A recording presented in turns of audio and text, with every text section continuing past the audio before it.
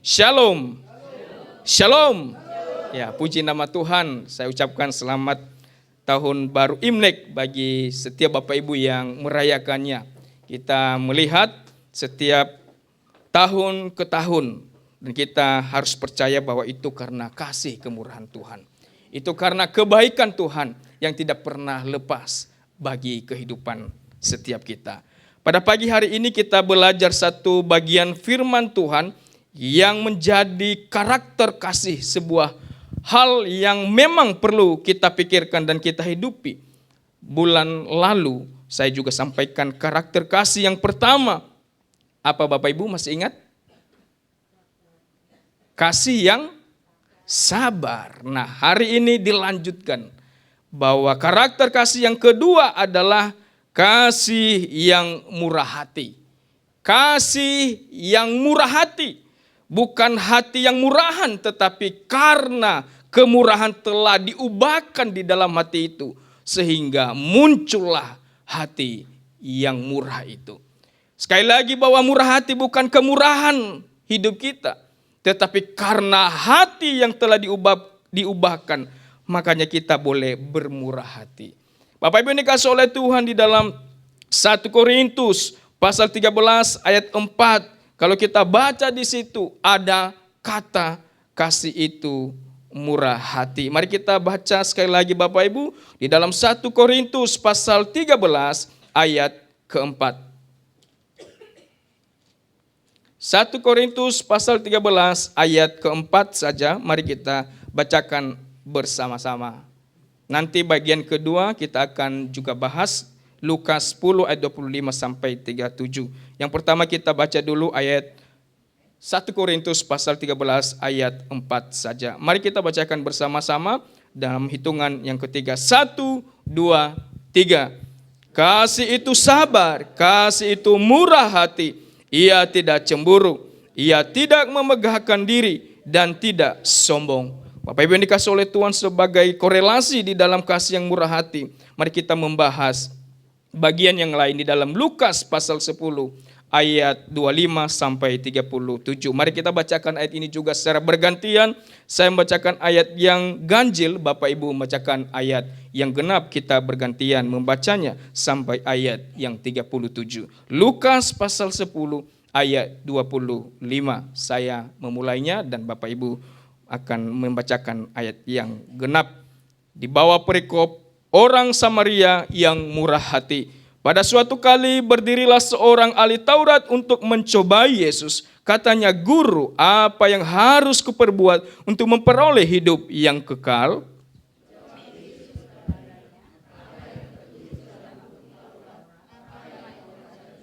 Jawab orang itu, "Kasihilah Tuhan Allahmu dengan segenap hatimu, dan dengan segenap jiwamu, dan dengan segenap kekuatanmu, dan dengan segenap akal budimu, dan kasihilah sesamamu manusia seperti dirimu sendiri."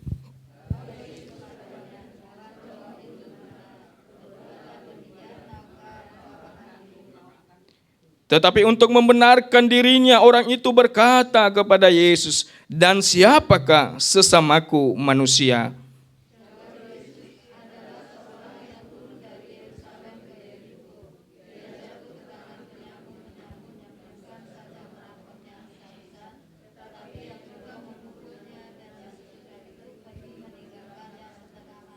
Kebetulan ada seorang imam turun melalui jalan itu. Ia melihat orang itu, tetapi ia melewatinya dari seberang jalan.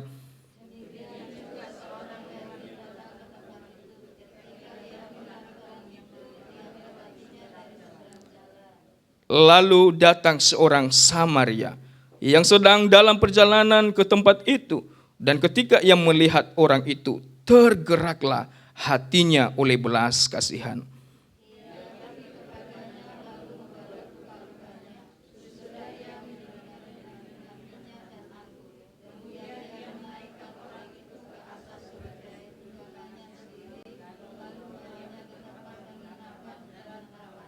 Keesokan harinya ia menyerahkan 2 dinar kepada pemilik penginapan itu. Katanya, "Rawatlah dia, dan jika kau belanjakan lebih dari ini, aku akan menggantinya waktu aku kembali."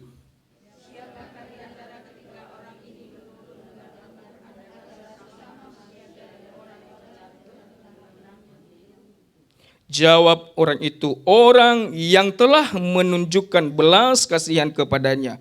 Kata Yesus kepadanya, pergilah dan perbuatlah demikian. Demikian jauh pembacaan firman Tuhan pada pagi hari ini. Berbahagia setiap kita yang tetap setia membaca, merenungkan, dan terlebih melakukan di dalam hidup kita. Bapak Ibu yang dikasihi oleh Tuhan, karakter kasih yang kedua adalah kasih yang murah hati. Kasih yang murah hati. Kita melihat di dalam teks ini juga kita sudah membaca dengan jelas bahwa ada orang Farisi yang mencoba ingin mengenal, mengetahui sesuatu yang harus mereka lakukan, tetapi dengan motivasi yang salah. Mereka tahu kebenaran, mereka pintar berteologi, mereka tahu Taurat, hukum-hukum yang ada. Tetapi mereka hanya ingin mencoba Yesus. Mereka hanya ingin membela diri. Mereka hanya ingin menunjukkan bahwa mereka seakan-akan dalam tanda kutip mereka orang baik yang luar biasa. Tetapi pada pagi hari ini kita sebagai umat Tuhan, kita harus belajar bahwa kita harus hidup di dalam kasih yang bermurah hati itu.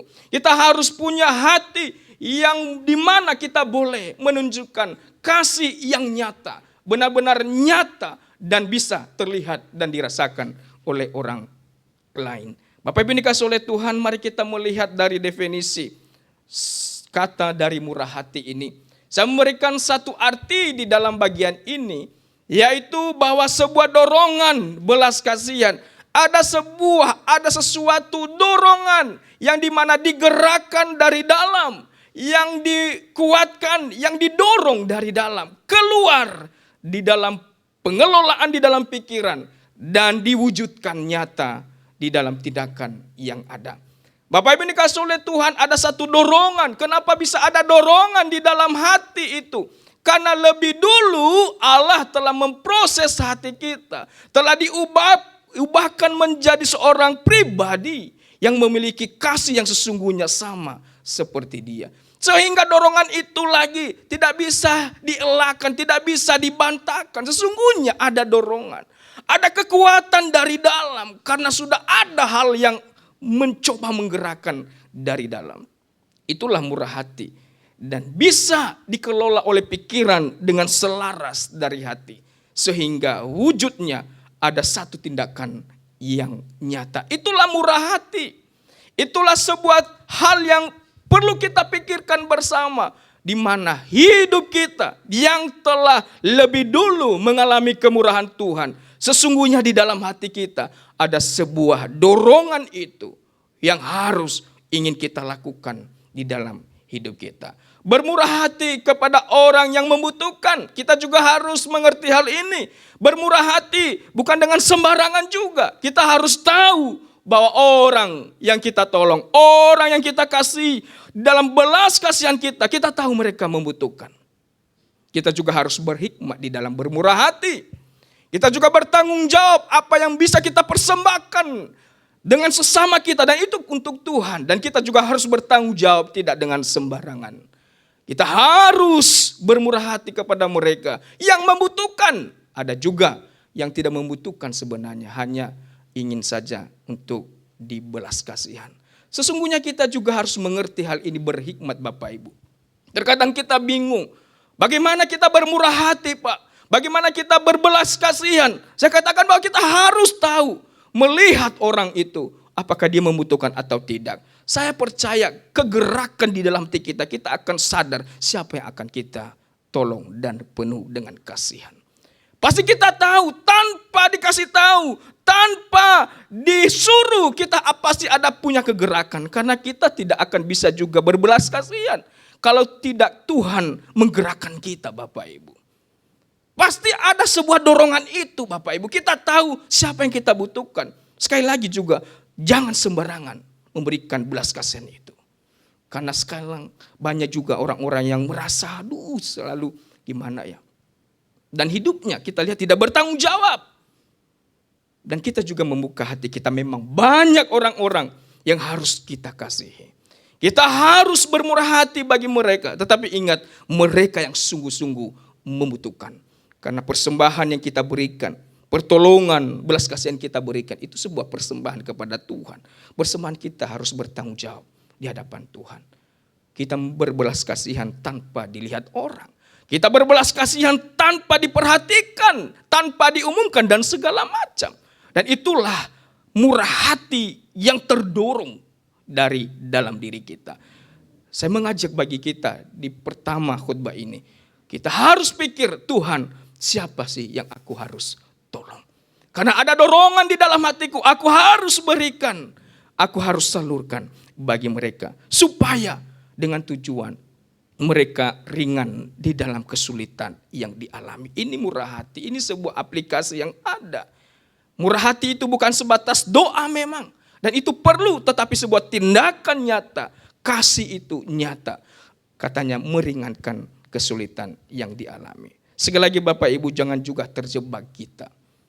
Dengan melihat mungkin seakan-akan orang terlihat sesuatu yang perlu, tapi kita juga hati-hati. Sekali lagi yang saya tekankan dalam bagian ini, kita harus bertanggung jawab, bermurah hati kepada orang yang membutuhkan. Saya percaya juga bahwa setiap kita pasti ada kerinduan itu. Karena banyak juga anak-anak Tuhan, ya bermurah hati oke, tetapi harus tahu juga. Sekali lagi bermurah hati itu digerakkan dari dalam kok. Tanpa dikasih tahu pun pasti akan tergerak itu. Pasti ada sebuah rasa yang ingin kita berikan. Ternyata di dalam lingkungan kita, bahkan juga di berjemaat kita, mari kita coba melihat sekeliling kita. Mari kita belajar Bapak Ibu, ini juga sebuah kerinduan kita di tahun ini untuk boleh menjadi seorang pribadi yang peduli antara sesama kita. Yang boleh kita melihat mereka dengan keadaan yang ada, mari kita melihat. Tetapi di dalam bagian ini, jangan berarti kita menjadi orang, menjadi objek yang dikasihani, tidak bisa. Bukan itu maksud saya Bapak Ibu. Di dalam hidup ini bukan hanya orang-orang tertentu yang berkemurahan hati. Setiap kita di dalam kekurangan, di dalam keterbatasan yang ada, kita boleh bisa melakukan kemurahan itu. Konsep pikiran kita harus diubahkan. Bahwa yang bermurah hati itu hanya orang-orang punya duit. Hanya orang-orang yang mampu, tidak bisa. Kemurahan hati bukan sebatas materi, nilai uang yang ada atau barang yang ada. Tetapi ada satu dorongan itu. Walaupun ada sedikit yang sederhana. Kalau kita bisa berbagi, itu kemurahan hati. Kebahagiaan seseorang di dalam hidup yang berarti tidak bergantung pada apa dan seberapa yang kita miliki. Tetapi apa dan seberapa yang kita gunakan untuk kemuliaannya. Inilah kemurahan itu. Kebahagiaan kita yang sejati. Hidup kita yang berarti tidak bergantung pada apa. Seberapa yang kita miliki. Tetapi apa yang ingin kita berikan. Apa yang kita lakukan. Dan seberapa yang kita gunakan itu untuk kemuliaan namanya. Ternyata Tuhan menciptakan kita dalam dunia ini. Karena kita adalah tidak hidup dengan sendiri. Tetapi kita saling memperhatikan hidup di dalam kekurangan dan kebersamaan yang ada.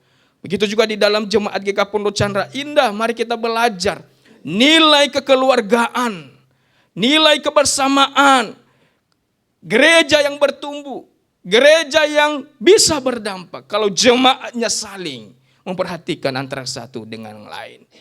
Semua terlibat, sekali lagi, bagi kita ada kesempatan, ada peluang untuk bermurah hati. Jangan kita tunggu orang lain bermurah hati bagi kita. Tetapi mari kita coba. Apa Tuhan? Seberapa Tuhan yang aku berikan di dalam kekurangan yang ada. Di dalam keterbatasan yang ada. Apa yang aku mau berikan? Persembahkan kepada Tuhan. Persembahan kita, kepedulian kita bisa secara personal. Tetapi juga melalui gereja Bapak Ibu. Kita ada bidang yang penting, bidang diakonia. Di situ kita bisa salurkan kepedulian kasih kita. Kita bisa berikan persembahan di situ. Dan kita akan berikan kepada orang-orang yang membutuhkan. Ini tidak sembarangan Bapak Ibu. Dan itu hal yang menjadi tugas gereja. Bahwa kita harus juga peduli terhadap sesama dan jemaat yang membutuhkan. Sehingga di dalam bagian ini, sekali lagi, bermurah hati, bukan hanya orang tertentu. Setiap kita, semua di dalam kekurangan kita. Sekali lagi tidak hanya melulu materi, tidak hanya melulu apa, tetapi apa yang kita coba kontribusikan, persembahkan untuk Tuhan melalui gereja Tuhan tempat ini dan apapun yang kita bisa lakukan. Itulah hati yang murah hati. Itulah hidup yang ada. Jangan tunggu aku banyak uang dulu, kaya dan kecukupan baru aku bermurah hati. Tidak bisa Bapak Ibu. Kesempatan dan peluang bermurah hati ini tidak akan ditentukan sejauh mana keadaan kita. Tidak, tetapi kalau kita melangkah, bertindak pada saat itu, itulah hidup yang harus kita berikan untuk Tuhan. Sekali lagi saya tantang kalau kita semua bersama-sama saling peduli, kelegaan dan kebersamaan, rasa persaudaraan itu akan kita nikmati bersama. Bapak Ibu dikasih oleh Tuhan, mari kita belajar di dalam firman Tuhan ini. Kita melihat Farisi, ahli Taurat di dalam bagian ini tadi. Mereka tahu kebenaran, mereka tahu firman Tuhan. Mereka sehari-hari menggali firman Tuhan, menafsirkan firman Tuhan. Tetapi di dalam bagian ini dikatakan bahwa memahami dan berbicara tentang kebenaran bukan jaminan seseorang menjadi yang murah hati. Ini sebuah pukulan juga bagi kita hamba Tuhan, bagi majelis, bagi pengurus, yang dimana Tuhan pilih sebagai pelayan di dalam gereja. Kita ditantang bahwa kita telah dipilih oleh Tuhan untuk menjadi alatnya, menjadi saluran berkatnya. Dan ini sebuah hal yang memang menjadi pikiran yang perlu kita pikirkan bersama. Bahwa di dalam hidup kita, walaupun kita tahu kebenaran, walaupun kita sampaikan firman Tuhan, tapi itu bukan jaminan menjadi seorang yang murah hati. Di dalam ayat 25 tadi dikatakan bahwa mereka menyampaikan sebuah pertanyaan yang ingin tahu sesuatu yang ingin mereka lakukan. Tetapi di dalam bagian itu ada kata di situ hanya ingin mencobai Yesus. Sesungguhnya mereka tidak mau melakukan itu. Mereka tidak mau bermurah hati, hanya mencoba Yesus saja. Dan dikatakan di dalam ayat 29, ketika Yesus menjawab bahwa apa yang kamu ucapkan itulah yang kamu lakukan. Tetapi dikatakan bahwa mereka hanya membenarkan dirinya sendiri. Bapak Ibu dikasih oleh Tuhan, dalam bagian ini kita mungkin sudah banyak memahami firman Tuhan. Kita mungkin sudah tahu hal itu, tetapi apakah kita mau menjadi seorang pribadi yang saling memperhatikan antara yang satu dengan yang lain. Kita tahu Bapak Ibu segala sesuatu yang kita hidupi, segala sesuatu yang kita nikmati sampai hari ini, itulah Tuhan yang memberikan bagi kita. Dan kata orang, dan itu benar juga, bahwa tidak kita akan bawa sedikit pun, hanya 1 meter, 1,5 meter yang kita bawa. Maksudnya apa Bapak Ibu? Bahwa hidup kita harus kita hidupi di dalam hidup yang sesungguhnya Tuhan boleh inginkan bagi kita. Kita melihat orang Farisi dan murah hati, bahwa ini tidak membuat mereka bermurah hati, tetapi hanya ingin mencoba Yesus dan membenarkan diri mereka. Apa sih yang kurang dari orang Farisi dan ahli Taurat? Mereka sudah menguasai semuanya itu. Mereka sudah tahu persis apa kata asli di dalam firman Tuhan, tetapi nyatanya hanya sebuah teori yang ada. Di dalam tindakan kehidupan sehari-hari, di situ tidak akan terwujud sebuah hal yang sesungguhnya adalah baik. Bapak Ibu dikasih oleh Tuhan, di dalam bagian ini Matius pasal 23 ayat 5, semua pekerjaan yang mereka lakukan hanya dimaksud supaya dilihat orang. Semua yang mereka lakukan hanya mereka ingin supaya orang dilihat. Ini juga kita harus hati-hati, kita harus waspada bagian ini. Apa yang dilakukan oleh Farisi seakan-akan terlihat baik, terlihat sesuatu hal yang berdampak, tetapi hanya tujuan mereka supaya dilihat orang. Begitu juga di dalam pemberian kita, di dalam murah hati kita. Jangan sampai ada satu motivasi yang salah. Jangan sampai mau bahwa hanya supaya dilihat orang. Tidak ada bedanya orang Farisi dengan kita kalau kita lakukan hal itu. Bermurah hati sebuah dorongan, sekali lagi tanpa pamrih, berikan itu kepada yang lain. Karena itu adalah sesuatu memang panggilan kita. Dan ini memang mungkin tidak gampang bagi kita Bapak Ibu. Mungkin kita merasa, waduh sudah capek-capek cari uang, sudah berjuang ini, loh kok saya berikan uang saya dan segala macam. Bapak Ibu yang dikasih oleh Tuhan, kalau kita berikan kepada orang lain 5.000, 10.000, tidak langsung miskin kita. Dan mereka juga pun tidak langsung kaya Bapak Ibu. Ini sebuah perenungan juga. Sekali lagi di dalam kekurangan kita sama-sama hidup di dalam anugerah. Tetapi lebih hidup ini bernilai berarti jikalau kita boleh bermurah hati. Dan itu ada nilai hidup yang luar biasa bagi kita. Bapak Ibu dikasih oleh Tuhan, Tuhan juga menghendaki kita mengasihi sesama yang tidak sama dengan kita. Di ayat 37 dikatakan bahwa jawab orang itu, orang yang telah menunjukkan belas kasihan kepadanya. Kata Yesus kepadanya, pergilah dan perbuatlah demikian. Kemurahan hati kita tidak boleh memandang wajahnya, tidak boleh melihat siapa dia. Sekali lagi, kalau memang dia membutuhkan, ada dorongan itu, engkaulah berikan itu bagi dia.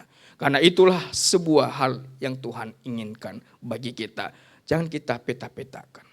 Oh dia, maaf, bukan saya singgung ini. Oh dia hitam, oh dia keriting, oh dia, aduh kayaknya tidak cocok dalam ini, tidak bisa. Itu bukan sebuah persyaratan yang harus kita berikan ketika kita berkemurahan hati. Sekali lagi, hal yang boleh kita berikan bermurah hati itu ada dorongan dulu, ada belas kasihan bagi kita.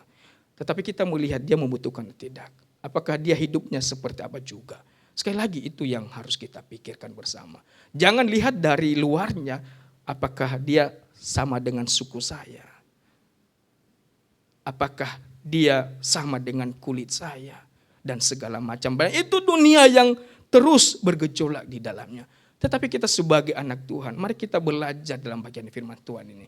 Saya percaya ini tidak gampang Bapak Ibu. Tetapi firman Tuhan yang mengajarkan kita sebagai jemaat yang mau hidup bertumbuh. Di dalam bertumbuh bersama dalam bertumbuh. Mari kita hidupi ini. Memang dunia yang eksklusif, yang materialistis, yang individualis. Memang ada di dalam hidup ini. Tetapi kita sebagai hidup anak-anak Tuhan. Memberikan warna nilai yang berbeda. Mari kita saling memikirkan hal itu Bapak Ibu. Ya. Dengan hal ini maka di situ dikatakan bahwa mengasihi sesama yang tidak sama dengan kita. Sama juga Tuhan sebenarnya mengasihi kita. Dia tidak melihat rupa kita. Dia tidak melihat suku kita. Dia tidak melihat wajah kita. Tetapi dia memberikan kasih murah hatinya itu bagi kita.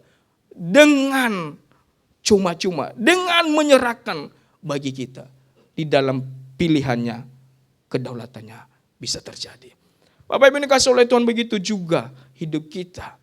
Oleh karena kemurahan Tuhan kita bisa ada. Sekali lagi juga orang lain seperti itu. Dengan hal ini maka kita belajar bahwa ketika kita bermurah hati, karena kita telah menerima kemurahan dari Allah. Hendaklah kamu murah hati sama seperti Bapamu adalah murah hati. Kita boleh bermurah hati karena Tuhan telah memberikan kemurahan itu bagi kita. Dia telah mati bagi kita. Dia telah rela memberikan anak yang tunggal bagi kita. Supaya kita boleh hidup di dalam kehidupan yang sesungguhnya. Dia telah berkemurahan bagi kita. Saya melihat di dalam konteks orang Samaria ini. Sebenarnya kalau saya tafsirkan secara jauh Bapak Ibu. Ini sebenarnya menggambarkan hati Yesus sebenarnya. Orang Samaria yang ditolak, yang diasingkan oleh orang Yahudi, yang tidak diperhatikan. Yang mereka Samaria ini orang minoritas di dalam Yahudi waktu itu. Tetapi mereka, orang Samaria ini yang digambarkan oleh Yesus. Malah dia yang punya hati untuk mengasihi orang yang dirampok itu. Seorang imam, seorang pelayan Tuhan. Imam itu yang menghubungkan relasi antara manusia dengan Allah. Yang membawa umat kepada Allah, malah dia tidak punya hati yang berbelas kasihan. Seorang Lewi yang hidup di dalam bait Allah. Yang terus melayani di bait Allah. Tetapi juga sama. Tidak peduli dengan orang yang dirampok itu. Ini sebuah pukulan Bapak Ibu. Kita sama-sama melayani Tuhan. Kita sama-sama bergereja di dalam gereja. Terkadang kita tidak bisa melihat hal itu. Sama seperti imam dan Lewi. Ini sebuah hal yang kita coba pikirkan. Bahwa itu terjadi juga di dalam gereja. Bapak Ibu yang dikasih oleh Tuhan. Mari kita dengan keterbukaan hati kita. Bahwa dikatakan di situ hanya orang Samaria. Yang diasingkan itu yang malah yang menolong. Dan saya melihat sekali lagi bahwa sebenarnya itu Yesus. Dirinya sendiri yang bisa mengambil, membersihkan luka darahnya. Mengangkat dia ke atas keledai. Membawa orang itu ke sebuah tempat penginapan. Dikasih obat. Dirawat dengan sedemikian rupa. Sehingga orang itu sembuh. Orang itu bisa pulang ke rumahnya. Luar biasa Bapak Ibu. Dan itu saya gambarkan kasih Allah bagi kita. Sesungguhnya kita sudah hancur-hancuran. Sesungguhnya kita di bawah lembah yang paling dalam, paling gelap. Tetapi dia ambil kita, dia tarik kita. Dia bersihkan kita. Dia bersihkan kita. Dia berikan obat luka kita. Dia rawat kita. Dia memberikan tempat penginapan yang baik bagi kita. Sampai kita sembuh. Dan dikatakan kita sebagai anak Tuhan. Sebuah kasih Allah. Sebuah kasih Yesus bagi kita. Itulah orang Samaria yang melakukan tindakan murah hati itu. Dan saya melihat itu kasih Yesus sebenarnya. Yesus tidak langsung berkata kepada orang Farisi itu bahwa aku seperti ini. Tetapi dia memberikan coba perumpamaan yang luar biasa. Belas kasihan dari dorongan hatinya. Membuat dia mengambil orang yang telah dirampok itu. Sebenarnya kalau kata kita, siapa sih orang itu? Bukan keluarga aku kok.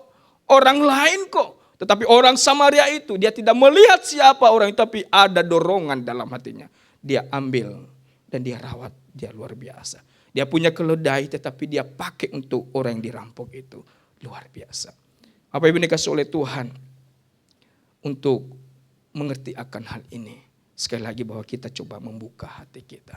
Belajar dari orang Samaria ini. Bahwa dia tidak melihat siapa orang yang telah dirampok itu.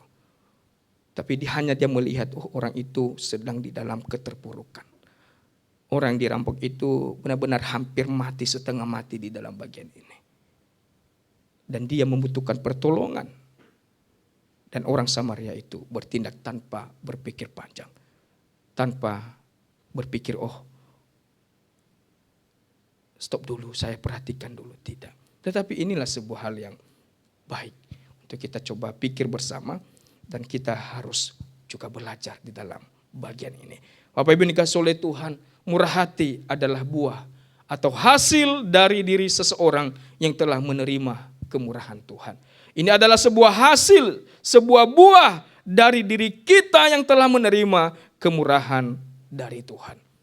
Itulah dari kemurahan Allah, kemurahan Tuhan bagi kita. Buahnya kita bisa bermurah hati. Orang yang murah hati akan terus mengalami kemurahan dari Tuhan. Ya, bukan karena kita sudah mengalami kemurahan, maka kemurahan itu stop bagi kita. Tidak. Ternyata kalau kita murah hati, kemurahan Tuhan juga tetap mengalir bagi hidup kita. Ketika kita berbagi kasih, ketika kita memberi, kita pun memberikan belas kasihan kepada sama kita. Kita pun tidak berkekurangan. Tetapi dalam bagian ini malah kita pun diberikan kemurahan oleh Tuhan. Saya percaya orang juga yang memberi berbelas kasihan itu pun tidak akan pernah kekurangan. Tetapi ada Tuhan yang selalu berkemurahan juga. Di dalam Matius pasal 5 ayat 7. Berbahagialah orang yang murah hatinya. Karena mereka akan beroleh kemurahan. Filipi pasal 4 ayat 19 dikatakan bahwa Allahku akan memenuhi segala keperluanmu menurut kekayaan dan kemuliaannya dalam Kristus Yesus. Sekali lagi satu ayat firman Tuhan dan saya tidak tampilkan di slide. Mari kita buka di dalam Amsal pasal 11 ayat 24 dan 25. Amsal pasal 11 ayat 24 dan 25. Mari kita bacakan ayat ini bersama-sama. Amsal 11 ayat 24 sampai 25 dengan hitungan yang ketiga. 1, 2, 3. Ada yang menyebar harta tetapi bertambah kaya. Ada yang menghemat secara luar biasa namun selalu berkekurangan. Siapa banyak memberi berkat, diberi kelimpahan. Siapa memberi minum, ia sendiri akan diberi minum. Bapak Ibu dikasih oleh Tuhan, firman Tuhan sangat jelas bagi kita. Mari kita boleh memberikan hidup kita dengan bermurah hati. Karena kemurahan hati adalah sebuah hal yang menyadarkan kita bahwa seorang yang telah mengalami belas kasihan Tuhan, pasti hatinya digerakkan, didorong untuk melanjutkan kemurahan Tuhan yang dialaminya. Sekali lagi, ini membuat kita mengerti dan sadar bahwa hidup kita boleh untuk hidup untuk berkemurahan. Mari kita saling memperhatikan antara satu dengan yang lain. Sekali lagi, bukan ditentukan keadaan dan siapa kita, tetapi semua Bapak Ibu kita bisa berkemurahan. Kita bisa mulai melakukan sesuatu yang menjadi kemuliaan Tuhan. Bagian ini kiranya segala sesuatu yang kita boleh dengar, mari kita bersama-sama belajar di dalam firman Tuhan ini. Tuhan memberkati kita. Mari kita berdoa. Ya Tuhan, kami bersyukur firman Tuhan yang cukup jelas bagi kami dan menghentakkan hati kami, mengajarkan kami, ya Tuhan. Jauhkan dalam hidup kami kehidupan yang individualisme, yang eksklusif, yang juga yang tidak pernah memperhatikan di lingkungan kami. Mungkin hanya kami memperhatikan diri kami sendiri.